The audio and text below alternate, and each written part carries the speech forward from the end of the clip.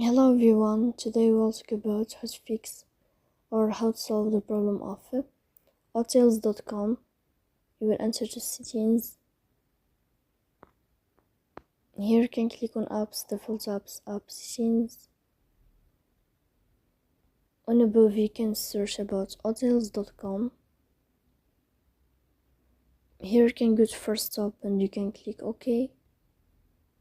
After that you will enter to the window of storage. Here you can click on clear cache. In the end you can turn off your phone and you can turn on your phone again. If it's not working with you, then you can update your app on Play Store. So please don't forget to support us by liking and subscribe.